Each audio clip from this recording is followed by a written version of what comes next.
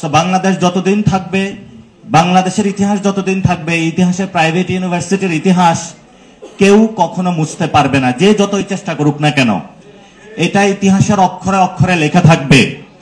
আগামীতে যে রাজনৈতিক দল আসুক, যে পক্ষ গোষ্ঠী ক্ষমতায় আসুক না কেন, অথবা কোনো ন্যারেটিভ, কোনো ব্যক্তি অথবা কোনো পক্ষ গোষ্ঠী যদি ভুলভাবে উপস্থাপন করে, কিন্তু বাংলাদেশের প্রতিটি মগজে মননে, এই যে এখানে ইস্ট ওয়েস্ট ইউনিভার্সিটি রয়েছে, ব্র্যাক ইউনিভার্সিটি রয়েছে, নর্থ সাউথ ইউনিভার্সিটি রয়েছে, এগুলো রাজপথের প্রত্যেকটি বালুকণা এখনো সাক্ষী দেয় যে এখানে আপনাদের রক্ত রঞ্জিত ছিল। তো বাংলাদেশের এই জায়গা থেকে আমি বাড্ডা অঞ্চলের লড়াইতে ছিলাম। আমি ইস্ট ওয়েস্টের যে 20,000 স্টুডেন্ট এখান থেকে মার্চ করে সেই শাহবাগ পর্যন্ত গিয়েছিল, আমি তাদেরকে জিজ্ঞেস করেছিলাম আপনারা কিভাবে যাবেন, বললো যে সবাই হেঁটে হেঁটে যাব। অনেক দূর পর্যন্ত ছিল। এখানে যখন হেলিকপ্টারে করে অ্যাটাক হয়েছিল, এই যে ডিআইটি প্রজেক্টের মধ্যে ব্র্যাক ইউনিভার্সিটি অভূতপূর্ব লড়াই করেছিল। যখন ব্র্যাক ইউনিভার্সিটির স্টুডেন্টদেরকে ভিতরের মধ্যে অ্যাটাক করে একটা পর্যায়ে নিয়ে যাওয়া হয়েছিল, তখন দেখলাম সেখান থেকে এআইবি এবং অন্যান্য যে ইউনিভার্সিটিগুলা তারা হলো দলে দলে ঝাঁকে এমন ভাবে আসতেছিল যে পরবর্তীতে আমরা দেখিয়েছিলাম হেলিকপ্টারে তারা পালাতে বাধ্য হয়েছিল। তো শেখ হাসিনা তো অনেক পরে পালাতে বাধ্য হয়েছিল, তবে পালানোর যে ইতিহাস এটা প্রাইভেট ইউনিভার্সিটির, এই যে এখানে ব্র্যাক ইউনিভার্সিটি, সকল প্রাইভেট ইউনিভার্সিটি এখানে একত্রিত হয়ে পালানোর প্রথম সূচনাটা প্রাইভেট ইউনিভার্সিটি করেছিল।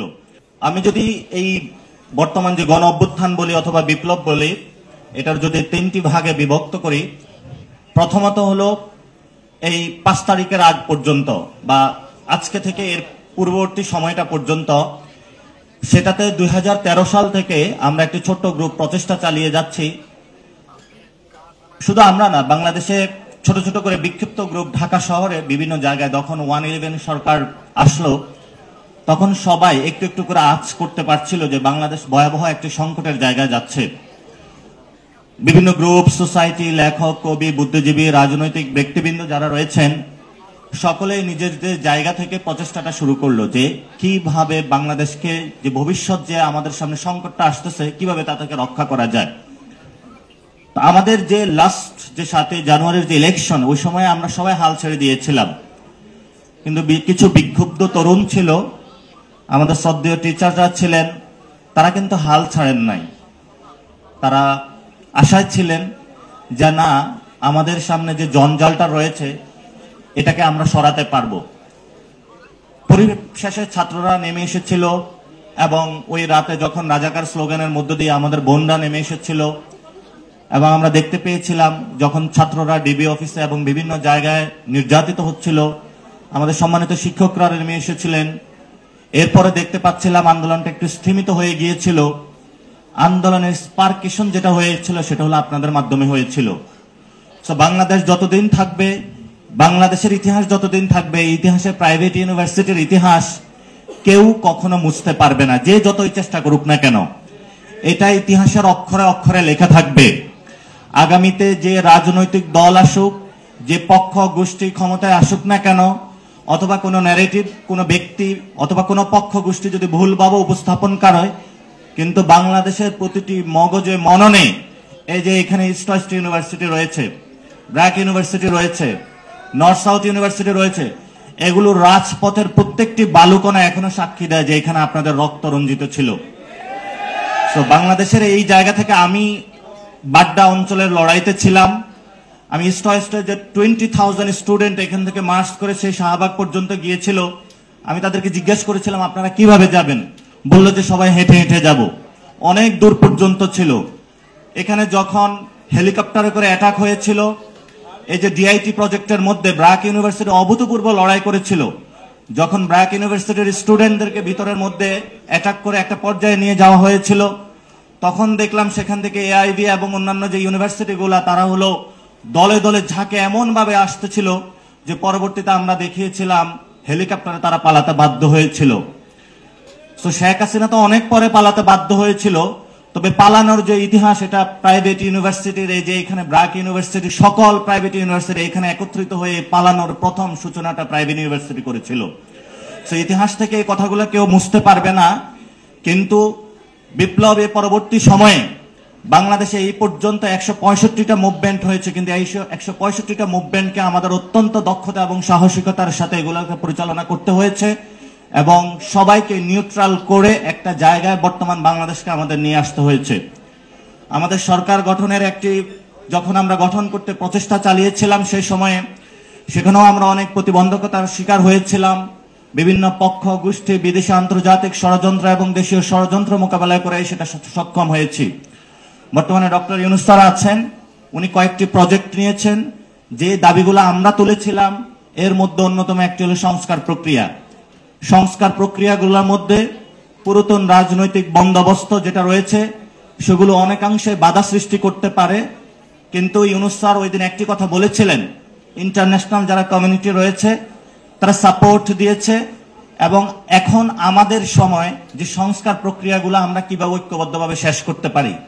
যদি এটা শেষ করতে না পারি তাহলে আমাদের ভবিষ্যৎ কপালে অনেক দুর্গতি আছে।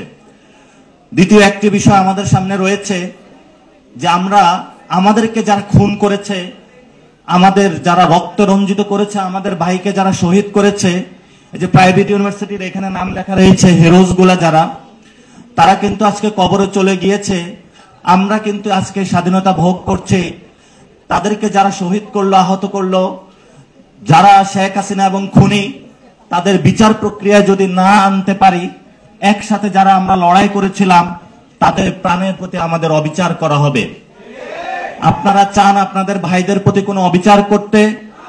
তারা রাজপথে আহত হয়ে শহীদ হয়ে তাদের জীবনটা দিয়ে আপনাদেরকে বুঝিয়ে দিয়ে গেছে, যা আমি মরে গেলাম, তোকে স্বাধীন করে দিয়ে গেলাম, আমার প্রাণের বিনিময় হলো এই বাংলাদেশকে রক্ষা করার তোর দায়িত্ব তোকে দিয়ে গেলাম। কিন্তু আমরা সেটা ভুলতে পারি না। যদি বাংলাদেশকে রক্ষা করতে হয়, আমাদের বিচারালয়ের যে সংস্কার প্রক্রিয়াগুলো রয়েছে সেগুলো সংস্কার করতে হবে। সংস্কারের মধ্য দিয়ে বিচার প্রক্রিয়ায় শেখ হাসিনা যারা খুনি দোষর রয়েছে তাদের বিচার প্রক্রিয়া তাদেরকে দাঁড় করাতে হবে এবং এই বিচার ছাড়া, ক্ষমা প্রার্থনা ছাড়া আওয়ামী লীগের সামনে কোনো অপশন নাই।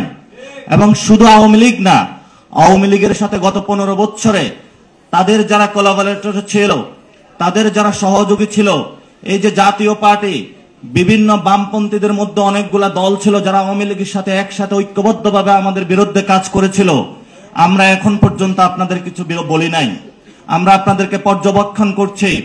আমরা স্পষ্টত করে আমাদের অনেক বামপন্থী বন্ধুরা ছিল যারা আমাদের সাথে ঐক্যবদ্ধ করে লড়াই করেছিল। স্যার একটু আগে বলে গিয়েছিলেন শিক্ষক নেটওয়ার্ক ঐতিহাসিকভাবে রাজপথে ভূমিকা পালন করেছিল, কিন্তু কিছু কিছু বামপন্থী রয়েছেন যারা রাজপথে আমাদেরকে বাধা দেওয়ার প্রচেষ্টা করেছিলেন। সেই টিএসসির রাজপথ থেকে আমরা এই প্রতিবন্ধকতাগুলো প্রতিনিয়ত দেখে আসতেছি।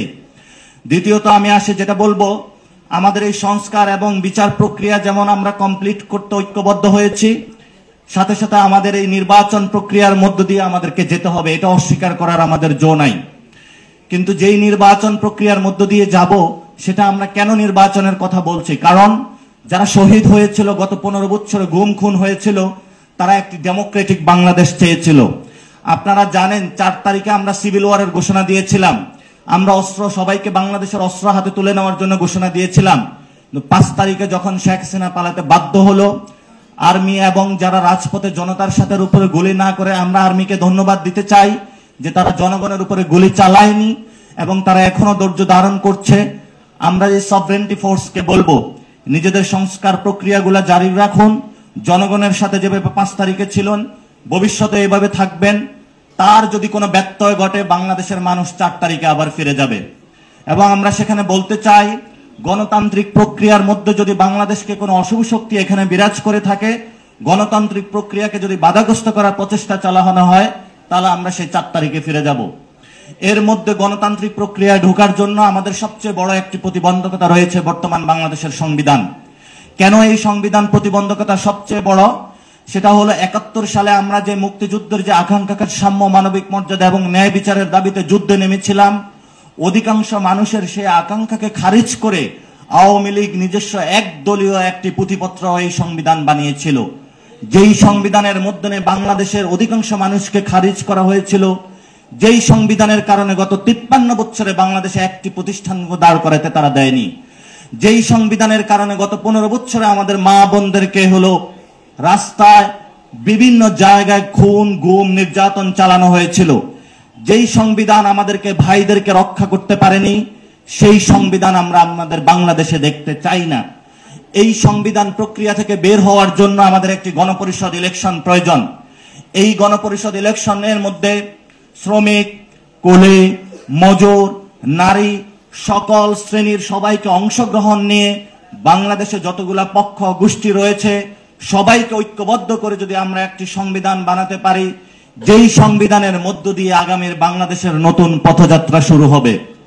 সো 3টা ফেজে কথা বললাম।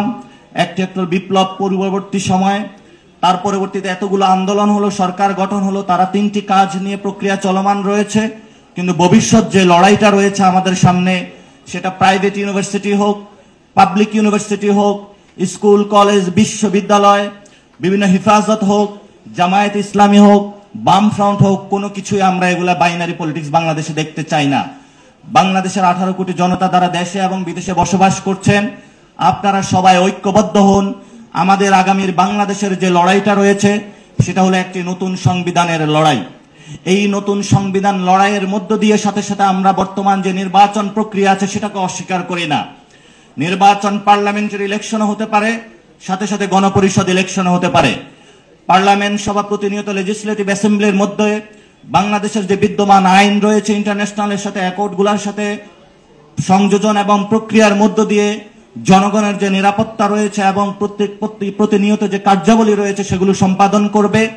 সাথে সাথে গণপরিষদে যারা থাকবেন তারা জনগণের সাথে কানেকশন বিল্ডিং করে একটি নতুন সংবিধান প্রণয়ন করবেন। ওই সংবিধানটা যখন প্রণয়ন হবে, প্রণয়ন শেষে এই সংবিধানে ওই লেজিসলেটিভ অ্যাসেম্বলিতে তাদের রুলস অফ গেমস নির্ধারিত হবে এবং সেটা অনুযায়ী আগামীর বাংলাদেশ চলবে। এই প্রক্রিয়ার মধ্য দিয়ে যদি আমরা না যেতে পারি তাহলে বাংলাদেশের কোনো ভবিষ্যৎ নাই। যদি আমরা এই প্রক্রিয়ার মধ্যে দিয়ে যেতে না পারি, আমরা মনে করি যে আগামীর বাংলাদেশ ফরেন ইন্টারভেনশন এবং জিওপলিটিক্যাল এই স্টেজে আমরা দাঁড়িয়ে আছি, বাংলাদেশ রাষ্ট্র নামে কোনো অস্তিত্ব থাকবে না। এই জন্য আমাদের রাজনৈতিক প্রপোজিশন আমরা 2টি শব্দে বলে থাকি, একটি হলো দায়, আরেকটি হলো দরদের রাজনীতি। আমাদের এই দরদ যদি মানুষের প্রতি না থাকতো, যারা আজকে শহীদ হয়েছিল তার যদি দরদ মাখা একটি হৃদয় না থাকতো, সে আপনার এই প্রাইভেট ইউনিভার্সিটি হোক, পাবলিক ইউনিভার্সিটি হোক, নিজের জান কোরবান করে দিত না। তার মধ্যে একটি দরদ ছিল, সে আপনার জন্য দায় নিয়েছে, আপনার এখন তার প্রতি দরদ এসেছে, আপনার দায় নিতে হবে, বাংলাদেশটা আপনাকে গঠন করতে হবে। আর বাংলাদেশ যদি আপনাকে গঠন করতে হয় তাহলে গণপরিষদ একটি ইলেকশনের মধ্য দিয়ে নতুন সংবিধান করতে হবে। এই নতুন সংবিধানের মধ্য দিয়ে পার্লামেন্টারি অ্যাসেম্বলিকে হাতে ক্ষমতা তুলে দিতে হবে, যে গণতান্ত্রিক প্রক্রিয়ার মধ্য দিয়ে আগামীর বাংলাদেশ চলবে। কিন্তু এখানে আমরা শুধু বাংলাদেশের এই ছোট্ট ল্যান্ডের কথা বলি না, আমরা বলি যে আমাদের আলাউল রয়েছে, আমরা বলি যে আমাদের অতীশ দীপঙ্কর রয়েছে, আমরা বলি যে আমাদের যোগন মন্ডল রয়েছে, আমরা বলি যে আমাদের ভাসানী রয়েছে, আমরা বলি যে আমাদের শেরে বাংলা রয়েছে, আমরা বলি যে আমাদের এ কে এম ফজলুল হক রয়েছে, যারা আমাদেরকে পথ দেখিয়ে গিয়েছিল আমাদের এই যে কালচারাল যে রেভলিউশনে সাউথ এশিয়াতে ঘটাতে হবে। এবং আমরা যদি আমাদের একটি নেশন স্টেট বিল্ড আপ করতে না পারি তাহলে বর্তমান যে বাংলাদেশের যে স্টেটটা রয়েছে এটার কোনো অস্তিত্ব থাকবে না। আজকে মিডিয়ার সামনে, আপনাদের সামনে প্রাইভেট ইউনিভার্সিটি যারা আপনারা আন্দোলনকে একটি তুঙ্গে নিয়ে গিয়েছেন এবং আপনাদের কারণে এই আন্দোলন সফল হয়েছিল, আমাদের ভবিষ্যৎ কি রাজনৈতিক প্রপোজিশন, এটা আজকে আপনাদেরকে দিয়ে গেলাম এবং এটা আপনাদের কাছে একটি আমানত হিসাবে থাকবে। কারণ ভবিষ্যতে আমরা মাঠে নামবো, বাঁচি নাকি মরি সেটা আমাদের এখনো জীবনে লেখা নাই। কারণ আপনাদের কাছে এই আমানত রাখবেন। রাজনৈতিক প্রপোজিশনের ক্ষেত্রে অনেকে বলা হয়ে থাকে যে পাবলিক ইউনিভার্সিটিতে শুধু রাজনীতি চলে, প্রাইভেট ইউনিভার্সিটিতে রাজনীতি চলে না। পাবলিক ইউনিভার্সিটিতে যে সন্ত্রাসের রাজনীতি, এই সন্ত্রাসের রাজনীতিকে আপনারা বৃদ্ধাঙ্গুলি দেখাচ্ছেন বলে আজকে প্রাইভেট ইউনিভার্সিটিতে অনেক জায়গায় রিসার্চ বেস কাজ হচ্ছে। পাবলিক ইউনিভার্সিটিতে এখনো পর্যন্ত এই যে আপনারা কুয়েটে দেখেন অস্ত্রের জনজনানি, গতকালকে আপনারা দেখেছেন কোন একটি প্রাইভেট ইউনিভার্সিটিতে এই ধরনের অস্ত্রের জনজনানি আমরা দেখি নাই। প্রাইভেট ইউনিভার্সিটিগুলা প্রথমে বাংলাদেশের শিক্ষা ব্যবস্থায় একটি নতুনত্ব নিয়ে এসেছে যে তোমরা সেখানে সন্ত্রাস করবা, আমরা এই সন্ত্রাসের মধ্যে নাই, আমরা লেখাপড়া করব। সেই জন্য বাপের আপনারা ধানের গোলা বিক্রি করে এখানে নিজের কষ্টের অর্জিত সম্পদটা দিয়ে লেখাপড়া করে জীবনের ঠাঁই পাওয়ার জন্য বিভিন্ন প্রাইভেট ফার্ম বা সরকারি চাকরিতে যাচ্ছেন। আপনাদের এই কষ্টের সাথে বাংলাদেশের কোন সোসাইটির কষ্টের সাথে মিলবে না। আপনাদের এই অর্জনটা আমি বুঝি, কারণ আমি প্রায় পাবলিক ইউনিভার্সিটিতে পড়লেও প্রাইভেট ফার্মে চাকরি করেছি। প্রাইভেট ইউনিভার্সিটির স্টুডেন্টদের সাথে মেলামেশার সুযোগ হয়েছে। জীবন মাখা তাদের এই যে স্টোরিগুলা যদি বাংলাদেশে আসে, এই স্টোরিগুলোর সাথে কোনো তুলনা হয় না। একজন মধ্যবিত্ত, আমরা আগে শুনতাম যে এনইসিতে যারা বড়লোকরা তারা শুধু পড়াশোনা করে, কিন্তু সেটা আদৌ এখন সত্য নাই। সে বাপের ধানের গোলার যে ধানটা রয়েছে শেষ সম্বল, সেটা বিক্রি করে ছেলে আজকে পড়াশোনা করতেছে। আর যে মেরিট বেসড পাবলিক ইউনিভার্সিটিতে গিয়ে সরকারের টাকায় পড়াশোনা করে ওইখানে অনেক ধ্বংসের পথে চলে গিয়েছে। আর এখানে এসে আজকে অনেক দেখেছি গুগলে বিভিন্ন জায়গায় চাকরি নিয়েছে, নেয় নাই আপনাদের মধ্যে। আপনাদের সামনে বাংলাদেশের একটি নতুন স্বপ্ন এসেছে, কিন্তু ভবিষ্যৎ বাংলাদেশে পাবলিক প্রাইভেট এই ধরনের কোনো আমরা বাইনারি দেখতে পারবে না। আমাদের তানজিম স্যার ইউজিসির দায়িত্ব নিয়েছেন, এই ইউজিসির মধ্যে সকল ইউনিভার্সিটি নিয়ে ওনারা কাজ করছেন। তো স্যারদেরকে অনুরোধ করব, আপনারা এইসব বাইনারি ভেঙে দেন। ভবিষ্যতে বাংলাদেশে যারা এই রাজনীতি করবে, পড়াশোনা করবে, কোনো সন্ত্রাসের রাজনীতি হবে না, কোনো অস্ত্রের জনজনানি হবে না, প্রাইভেট পাবলিক কোনো এই যে ধরনের কোনো বিভেদ আছে সেগুলো থাকবে না, এবং আগামীর বাংলাদেশে আমরা সবাই একসাথে ভাই বোন ঐক্যবদ্ধভাবে বাংলাদেশটা গড়ার কাজে নেমে পড়ব। সো আমাদের অ্যাক্টিভিজম গিয়েছে, আমরা একটি গণ অভ্যুত্থান ঘটাতে সক্ষম হয়েছি। ভবিষ্যতে আমরা আমাদের জীবন এবং জীবনের যতটুকু পরিশ্রম আছে বাংলাদেশ গড়ার কাজে ব্যয় করব। আপনারা কি সেই প্রতিশ্রুতিবদ্ধ, এই আজকের ফোরাম থেকে ঐক্যবদ্ধভাবে সেই প্রতিশ্রুতিতে রাজি আছেন? আমরা সবাই হাত তুলে একটু ঐক্যবদ্ধভাবে হাতটা তুলে নিজেদের শপথ করি, আগামীর বাংলাদেশ গঠনে কোন প্রাইভেট পাবলিক বুঝি না, 18 কোটি মানুষ দাঁড়িয়ে আমরা বাংলাদেশটা গঠন করব। এই কথাটা আপনাদের কাছে আজকে এই ইস্ট ওয়েস্ট ইউনিভার্সিটির সামনে আপনারা একটা ফোরামে শপথ নিয়েছেন। ভবিষ্যতে যাতে আপনাদের মনে না থাকে আমরা পাবলিকে পোলাপেন কতটুকু রাজনীতি না করলো, সেখানে কি উঠলো সেটা দেখার প্রয়োজন নাই। এই যে গণ অভ্যুত্থানের স্পিরিটটা আপনারাই যেহেতু এটাতে স্ফুলিঙ্গ ঘটিয়েছেন, ভবিষ্যতে আপনারা ধরে রাখতে হবে। এই শহীদ যারা রয়েছে, হিরোজ রয়েছে, তাদের আমানত আপনাদের কাছে, ভবিষ্যৎ লড়াই এটা ধরে রাখবেন। বাংলাদেশ রাষ্ট্র সাউথ এশিয়াতে এমন একটি জায়গায় যাবে ভবিষ্যতে, ইনশাআল্লাহ আমরা সেই জায়গায় নিয়ে যাওয়ার চেষ্টা করব। নট অনলি সাউথ এশিয়া, বিশ্ব মঞ্চে। কারণ আমরা বিশ্বাস পাচ্ছি আমাদের নেপাল, পাকিস্তান, মালয়েশিয়া, তারপরে সিঙ্গাপুর, আমাদের যে সাউথ এশিয়ান যে কান্ট্রিগুলো রয়েছে বা ইস্ট ওয়েস্টের যে একটি লড়াই রয়েছে, সেখানে অনেক দেশের থেকে আমাদের সাথে স্টুডেন্টরা কানেক্টেড হয়ে যোগাযোগ করছে, কিভাবে আমরা আন্দোলনটা করেছি, তারা আমাদেরকে ইনভাইট করতেছে। আমরা সেই গল্পগুলো তাদের কাছে শেয়ার করব, আমরা তাদের মধ্যে একটি কানেক্টিভিটি তৈরি করব।